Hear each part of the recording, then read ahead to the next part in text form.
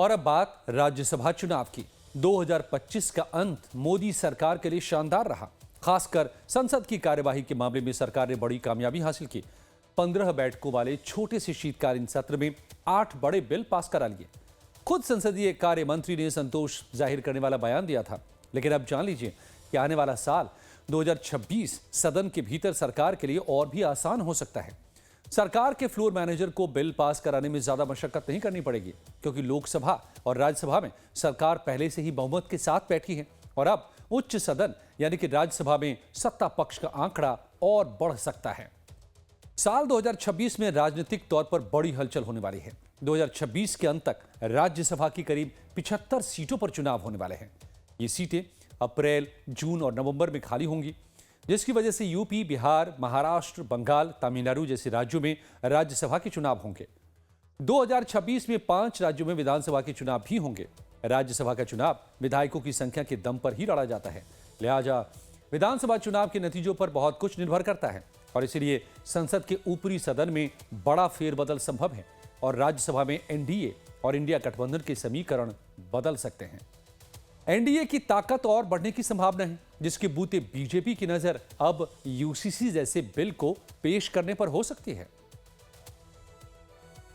संसद के अंदर, राज्यसभा के अंदर के समीकरण में व्यापक बदलाव होगा। भारतीय जनता पार्टी और राष्ट्रीय जनतांत्रिक गठबंधन स्वयं बहुमत में होगी, तो उसमें अगर, हालांकि लोकसभा में धीरे धीरे बना है, अगर वो जो यूनिफॉर्म सिविल कोड है और राष्ट्रीय स्तर पर गो हत्या निषेध कानून है, अगर ये 2 कानून वो केंद्र के स्तर पर लाते हैं, उसमें कुछ राज्यों को छूट दे सकते हैं गोहत्या निषेध में, अभी पूर्वोत्तर के राज्य हैं या ऐसे कुछ राज्य हैं छूट दे के लाते हैं, तो वो फिर राज्यसभा में पारित करना आसान होगा। और नरेंद्र मोदी के जो मैं पॉलिसी देख रहा हूँ, उनको लगता है कि जो हमारे हिंदुत्व से जुड़े हुए वैधानिक एजेंडे हैं जिस पर विवाद था, उसको हम अपने ही कार्यकाल में उसको पूरा कर दे कि आने वाली पीढ़ी उसके बाद जो व्यापक काम है और उसके आधार पर राष्ट्र निर्माण का वो करें। तो आने वाले दिनों में यूपी से लेकर केरल तक के लिए राज्यसभा के चुनाव होने वाले हैं और इनमें से कई राज्यों में विधानसभा चुनाव भी होने वाले हैं। पश्चिम बंगाल, केरल, तमिलनाडु, असम, इन 4 बड़े राज्यों में विधानसभा चुनाव होने वाले हैं। 2026 में विधानसभा चुनाव हैं और यहां चुनाव के नतीजे भी तय करेंगे कि राज्यसभा में इन राज्यों से किसका पलड़ा भारी होगा। तो अब जानिए कि किन राज्यों में राज्यसभा की कितनी सीटें खाली हो रही हैं जहां चुनाव होंगे। यहां हम उन राज्यों के नाम बता रहे हैं जहां 1 से ज्यादा सीटों पर चुनाव होंगे। उत्तर प्रदेश में सबसे ज्यादा 10 सीटों पर चुनाव है। इसके बाद महाराष्ट्र में 7 सीटें खाली हो रही हैं, तमिलनाडु की 6, बिहार की 5, पश्चिम बंगाल की भी 5 सीटें खाली होंगी, आंध्र प्रदेश की 4, तो झारखंड में भी 2 सीटें खाली होने वाली हैं। इसके अलावा आंध्र प्रदेश, तेलंगाना और पूर्वोत्तर के भी कुछ राज्यों में राज्यसभा सीटें खाली हो रही हैं, जहां अप्रैल, जून और नवंबर में चुनाव होने वाले हैं। और इस चुनाव में राज्यसभा में फिलहाल बैठे कई दिग्गज चेहरे भी शामिल हैं, जिन्हें चुनाव का सामना करना पड़ सकता है, या फिर अगर उस राज्य में पार्टी के विधायकों की संख्या पर्याप्त नहीं होगी तो बिना लड़े ही लड़ाई से बाहर भी हो सकते हैं। तो अब आप देखिए कि वो कौन कौन से दिग्गज चेहरे हैं जिनका 2026 में कार्यकाल खत्म हो रहा है। इसमें सबसे बड़ा चेहरा है कांग्रेस अध्यक्ष और राज्यसभा में नेता प्रतिपक्ष मल्लिकार्जुन खड़गे। इनके अलावा एचडी देवेगौड़ा, दिग्विजय सिंह, हरदीप सिंह पुरी, शरद पवार, प्रियंका चतुर्वेदी, ब्रजलाल रामदास अठावले, शक्ति सिंह गोहिल, अभिषेक मनु सिंघवी, रवनीत सिंह बिट्टू और जॉर्ज कुरियन। ये सभी बड़े चेहरे हैं और इनमें से ज्यादातर के दोबारा चुने जाने पर अभी डाउट है। राजनीति पर असर तो इसलिए पड़ सकता है क्योंकि आप राज्यसभा में कौन सी पार्टी किन किन नेताओं को लेके आती है। बहुत सारे नेता रिटायर हो गए और रिपीट होते नहीं होते, जिनमें कई केंद्रीय मंत्री भी शामिल हैं, उनका भविष्य भी दांव पे लगा हुआ है। कुछ नेता क्योंकि जैसे भाजपा में देखा जा रहा है युवा नेतृत्व को बढ़ाया जा रहा है, तो हो सकता है कुछ नए चेहरों को भी लाया जाए। तो राजनीति में देखा जाए तो, और जिन दलों के पास क्षमता कम बची है, उनके बड़े नेता रिटायर हो गए, वो शायद फिर से लौट के नहीं आ पाए, तो दलीय स्थिति में चेहरों में अंतर आएगा। तो राज्यसभा की करीब 75 सीट अप्रैल से जून तक और फिर नवंबर तक खाली होगी। बिहार से 5 सीटें खाली हो जाएंगी। ये सीटें अप्रैल में ही खाली होंगी। इस पर बदले समीकरण के हिसाब से एनडीए को 4 सीट मिल सकती है। बिहार में जिन नेताओं का कार्यकाल खत्म हो रहा है उनमें आरजेडी के प्रेमचंद गुप्ता और अमरिंदर धारी सिंह, जेडीयू के हरिवंश नारायण सिंह और केंद्रीय मंत्री रामनाथ ठाकुर के अलावा राष्ट्रीय लोक मोर्चा के उपेंद्र कुशवाहा भी शामिल हैं। इसके अलावा झारखंड से 2, आंध्र प्रदेश की 4, तेलंगाना की 1, पश्चिम बंगाल की 5, तमिलनाडु की 6 राज्यसभा सीटें भी खाली हो रही हैं। नवंबर में उत्तर प्रदेश की 10 सीटें भी खाली होंगी, लेकिन विधानसभा में संख्या बल के हिसाब से बीजेपी को उत्तर प्रदेश में 7 सीट निश्चित तौर पर मिलेगी। 1 सीट पर बीजेपी को मशक्कत करनी पड़ सकती है। समाजवादी पार्टी के कोटे में 2 राज्यसभा की सीटें जाएंगी।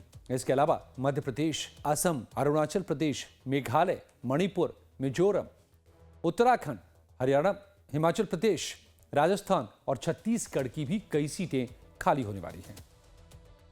जो जहां से परिवर्तन की थोड़ी संभावना है, जैसे बिहार है, तो बिहार में आरजेडी को सीट नहीं मिलना है।